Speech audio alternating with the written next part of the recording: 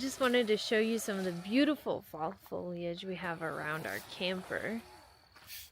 Some beautiful trees, vibrant colors. I don't know if it's coming across on the camera, but it's just beautiful.